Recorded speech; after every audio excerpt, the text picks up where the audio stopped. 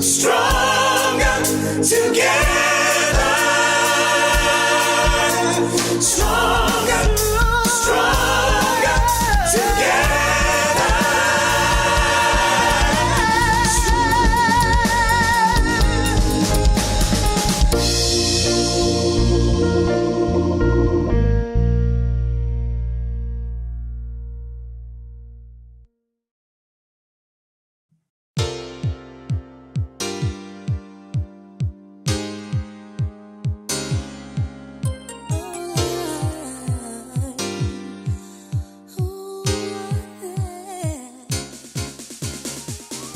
The show is totally gone to the dogs today, I'll tell you that. Pippa and Attila are not having it.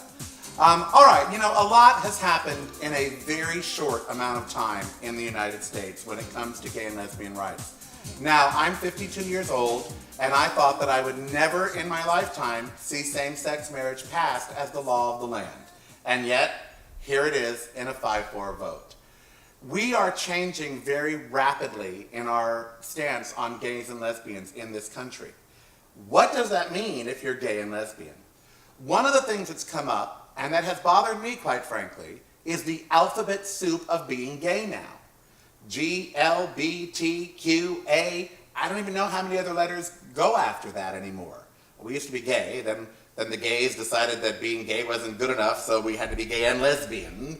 So then we were gay and lesbian, and then all of a sudden the bi people were like, hey, what about us? It's okay, so now we're gay, lesbians, bis, and the transsexuals, well, don't leave us out. And we're like, well, let you march in the parade, but still, they want a letter too, so then we're T. And then they're the questioning people, which I don't even know what that means. Should you go home with them? Should you not? Whatever. Those are the Qs. Then there's the A, which could be queer. There's some debate on that. And then there's the A for asexual, which just boggles my mind. And so we have all of this lumped into one thing. Should it be in today's day and age? Is it a good thing?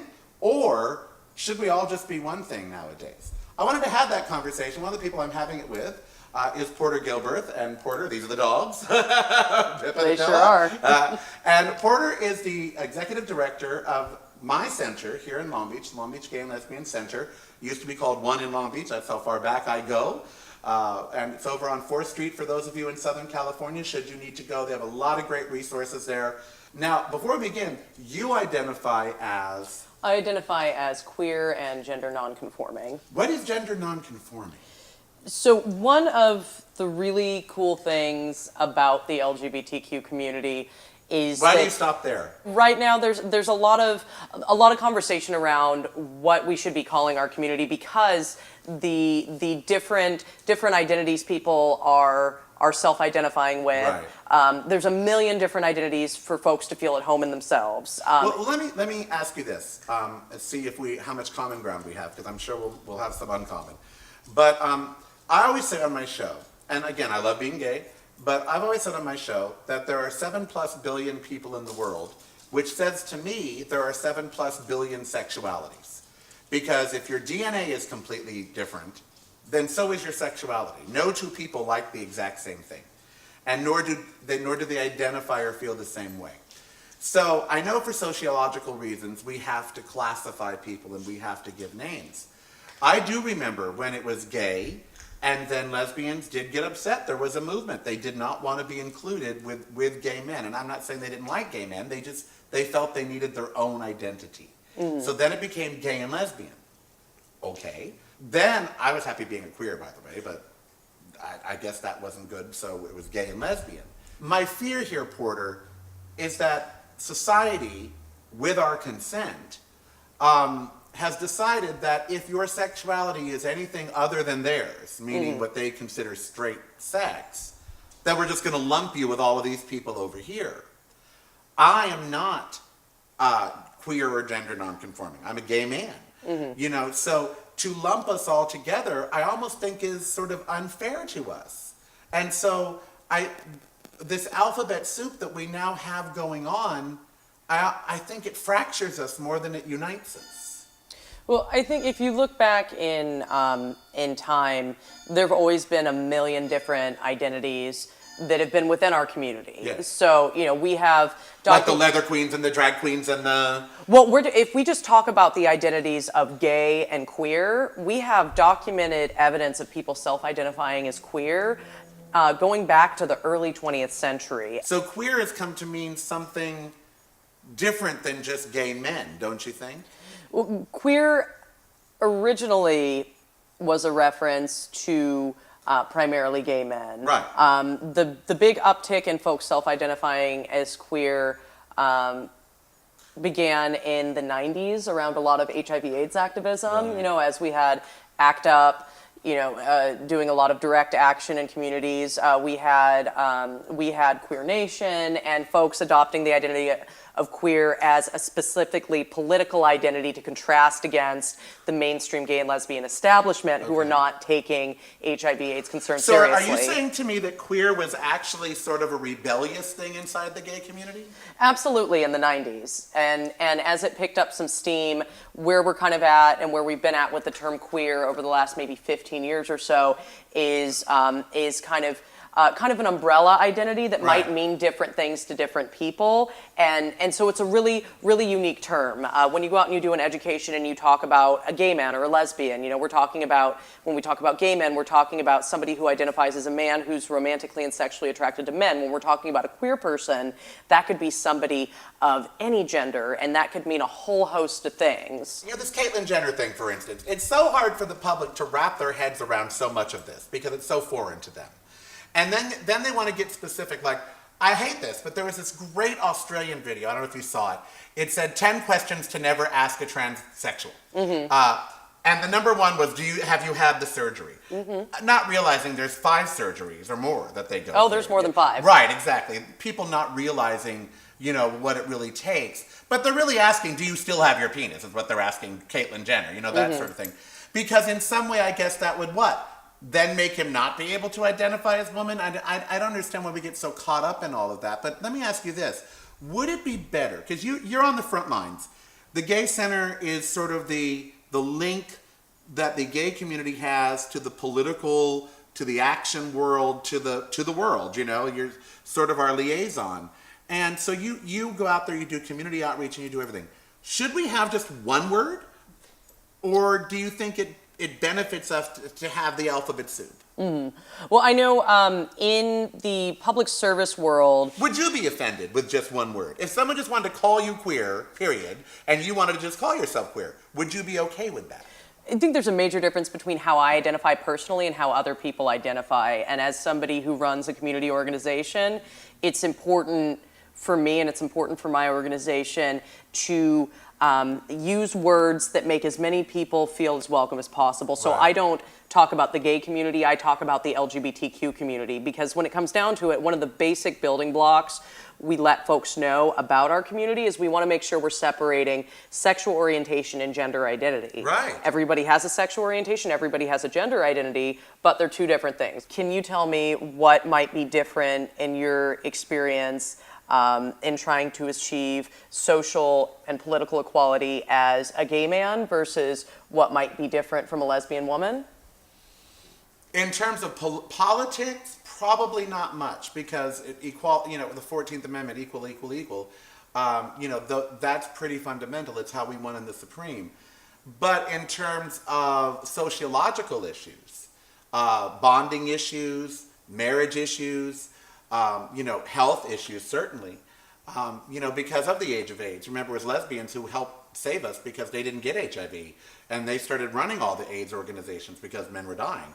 So certainly, but we never stepped up for them for breast cancer. I've always thought that was really mean of gay men. Lesbians were there for gay men in the 80s and 90s during the AIDS crisis, and because they weren't affected.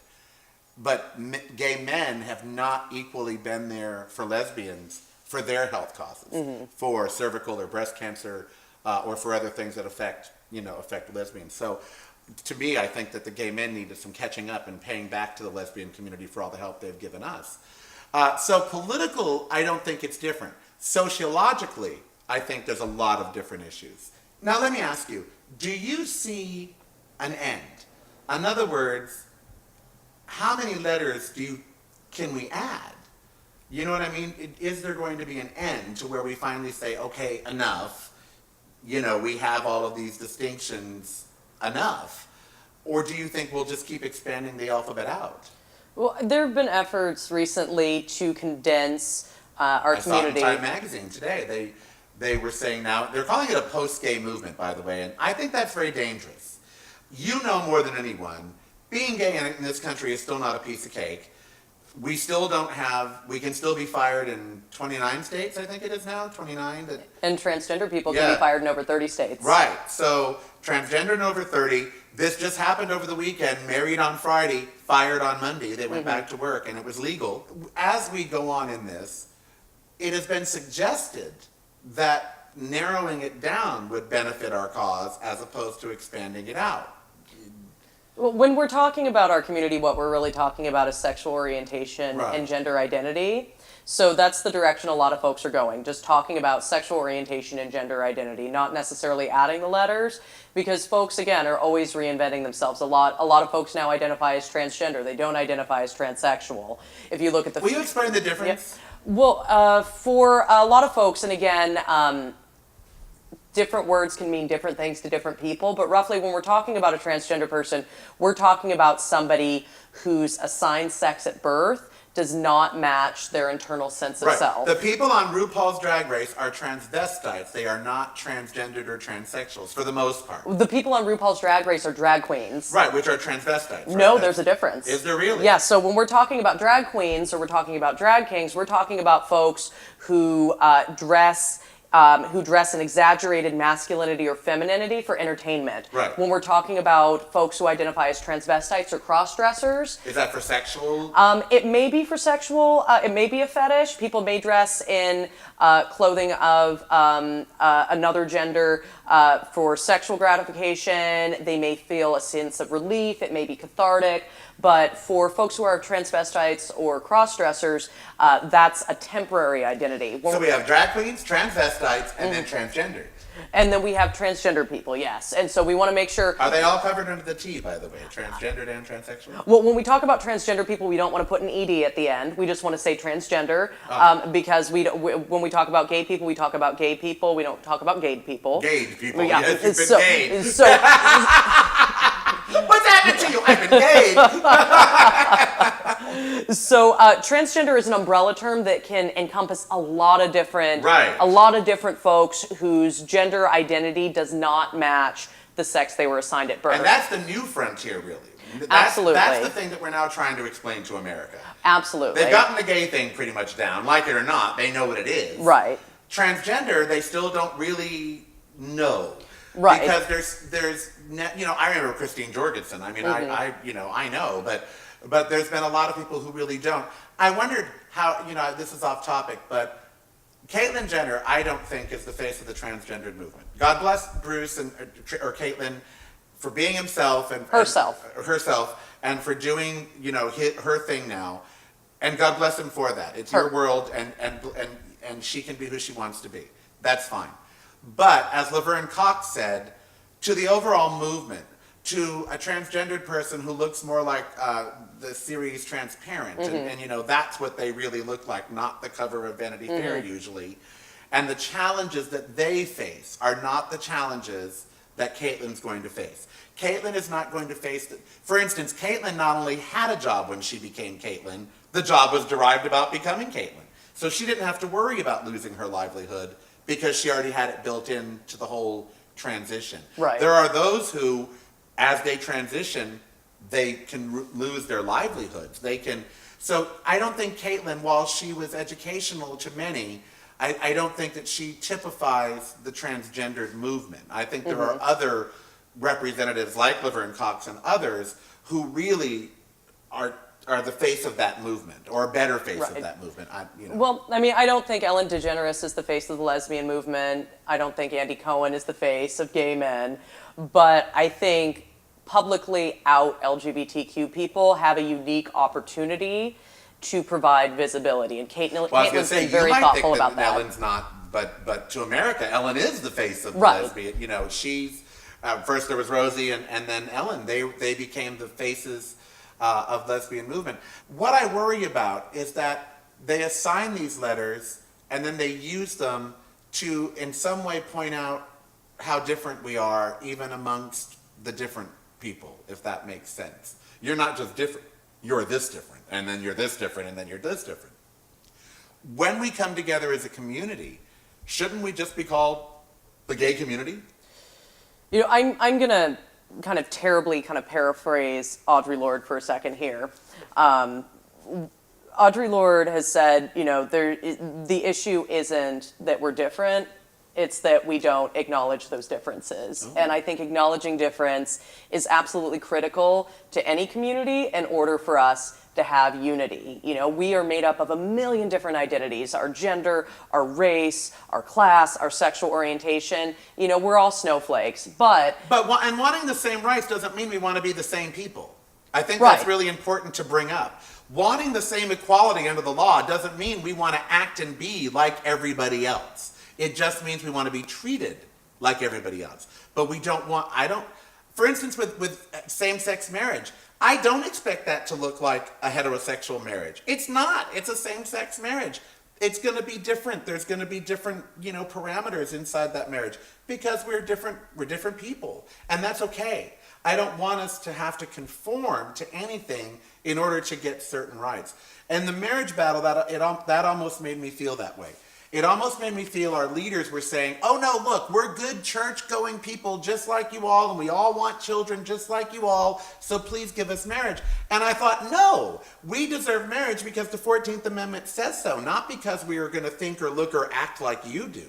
I think for every major national organization that put forth a particular image of LGBTQ people, there are just as many other organizations who acknowledge that there are folks in our community who don't want to be just like you, and that's okay. What are you guys going to do now? You're the head of a gay and lesbian service organization. A lot of the funding for these, not so much yours, but a lot of funding for these organizations, Equality California, whatever, has come from the marriage battle. And the marriage battle's over. So how do you raise funds and keep interest to continue to fight the other battles? What do you think is going to emerge now that the marriage battle is over as the next battle? What do you think that's going to be? Well, at the national level, we have great organizations like the National LGBTQ Task Force who've been working on issues above and beyond marriage equality for years. Marriage equality has been important, but they're also working on transgender equality. They're working on racial equality. They're partnering with reproductive health care organizations. So there are national organizations that have been very intersectional from the beginning. From a community organization perspective, we are not a political organization. Right. We're there to help kids getting kicked out of their homes because they're coming out as LGBTQ and their parents are kicking them out. We're providing Still happens, people, by the way, just so you know. In San Francisco, I know you know the survey that just happened, there was a disproportionate number of gay and lesbian homeless youth. Gay kids still get kicked out of their houses for being gay. If you think that parents just embrace them, go to their center. I've volunteered at their center. I have watched the young people, 17, 18, 19, come in literally off the streets because that's where they're at and use the computers and use the resources because they had no place else to be. And they had no place else to be because still in 2015, they're getting kicked out from their families because of their sexual orientation. Before I let you go, I couldn't stop crying a few weeks back. I have been involved in the gay rights movement as a member of the media and being out front and being gay even before it was convenient. As a gay person in America, these last few weeks, we never give ourselves time to process in our country now. We have to move on to the next thing right away. It's been an enormous month, especially for gays and lesbians. The amount of rainbows and 26 million people on Facebook turning their pictures into rainbows. The support that came from the non-gay community when we won marriage was surprising to me. I didn't know we had that many allies out there. I really didn't. And so as a gay person, I have to say, how have you felt over the I've just sometimes just been crying for no reason because I just couldn't believe in my lifetime that it's happened, and that America's stance changed so quickly. How does that feel? I know as somebody who came out very young, I came out at 12, I had a pretty rough time, and this is something, 12, 13, 14-year-old me never would have expected. Right. And so in thinking about that and thinking that we've achieved that, it feels really good. 30-year-old me that runs an LGBTQ center, I'm one of those people that's in go, go, go mode. My job is to let someone else celebrate, because I can't for a second let my community down. My job is to be there and be on and be ready to go. And 14-year-old me is celebrating inside, and adult Porter is ready to go. Because there's a 14-year-old who now doesn't face the marriage discrimination, but as I said, we outlawed slavery in the 1800s. And blacks have still yet to obtain true equality in this country. Mm-hmm. So just because we as gay people are making great strides doesn't change all the hearts and minds in the country. Right. There's still an uphill battle. And that's why senators are still needed, and we still need advocacy in Washington, and we can't just put down our toys and go home. All right, Porter, thank you so much. Thank you. Porter Gilberg from the Long Beach Gay and Lesbian Community Center. Every city of any size has a gay and lesbian center in it. If you've never visited one, go down, even if you're heterosexual or whatever you might be. And by the way, they are community funded, and so part of the movement still needs your help. So if you have a gay community center in your community, check it out, and if you like what they do, give them some money so they can keep doing it, because the grants dwindle sometimes, and people think, oh, gays are all equal now, I don't need to donate. That's not true. AIDS is not cured. Marriage, yes, but workplace, no. And there's still a lot of other stuff to deal with. So that fight is not over, so they still need your support.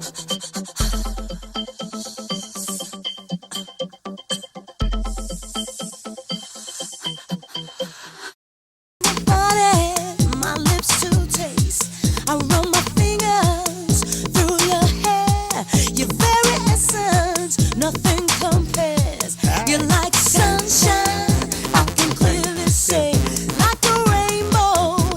It is the Karel Cast. I am Karel. That's You've Got What I Need by Thea Austin. A couple bad ideas in medicine this last week that I want to talk to you about. And I say bad ideas because, boy, we are getting closer and closer to the I just want to take a drug and not be bothered by anything sort of mode. Now, while the rest of the world was looking at one story, I was looking over here at this other one, which basically they want to do an injectable drug, okay? An injectable drug, as into, inject into your body. They're called biologicals. And what this biological will allegedly do is reduce your statins back to that of a 1-year-old child.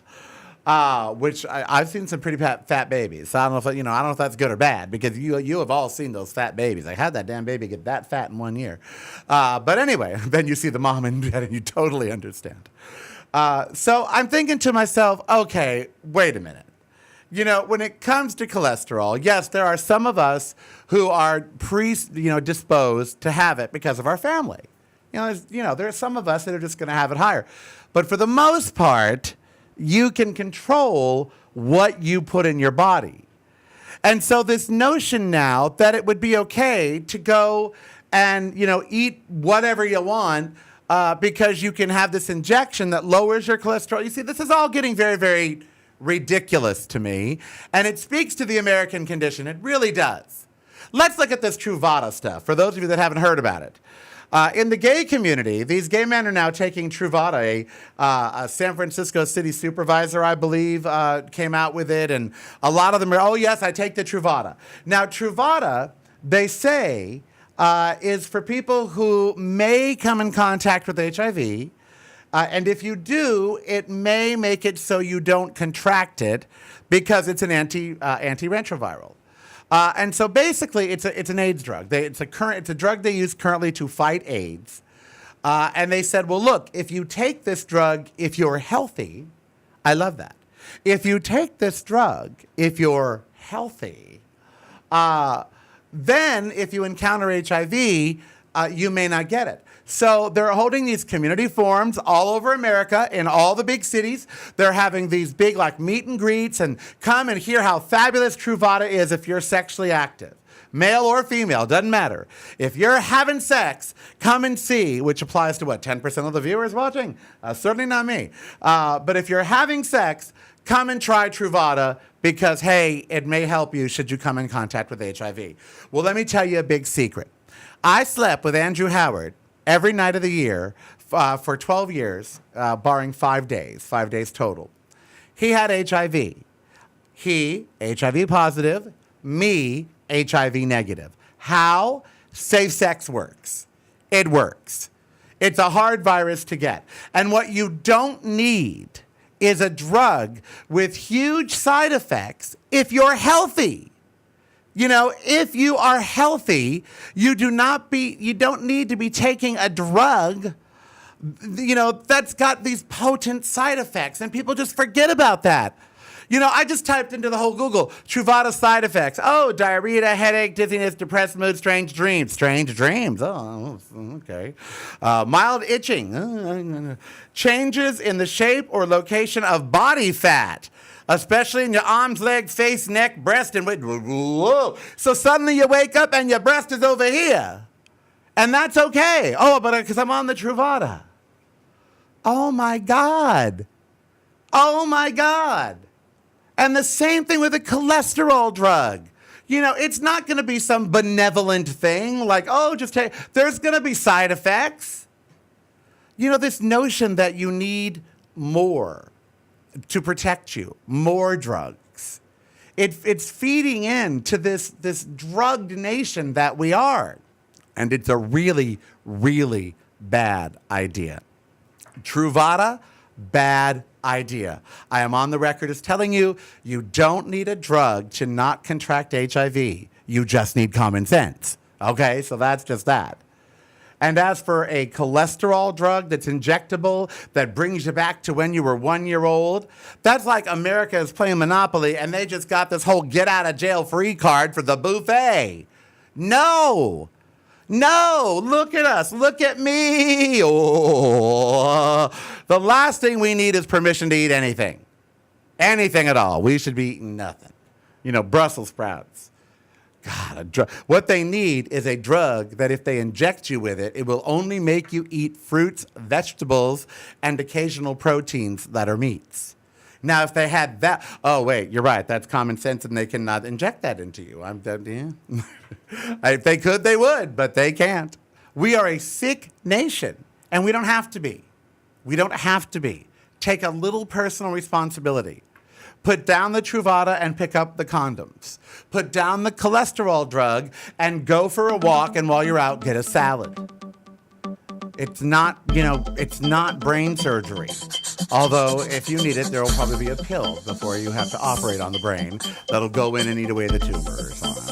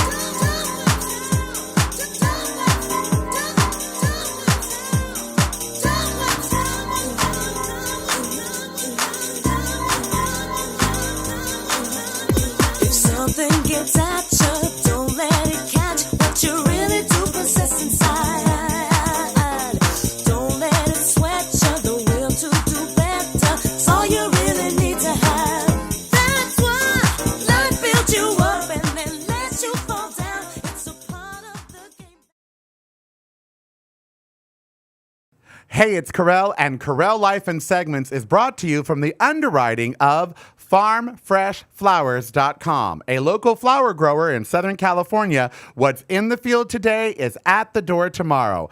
farmfreshflowers.com. Also, the Buena Vista Cafe. Located on Hyde Street in the Wharf in San Francisco, the Buena Vista is the birthplace of Irish coffee in the United States. The Buena Vista Cafe and thebuenavista.com. And of course, Cedarside, all natural flea and tick protection for you and your pet. Cedarside.com uses safe, effective Texas cedar oil for safe and effective flea and tick control for you and your pets. Cedarside.com.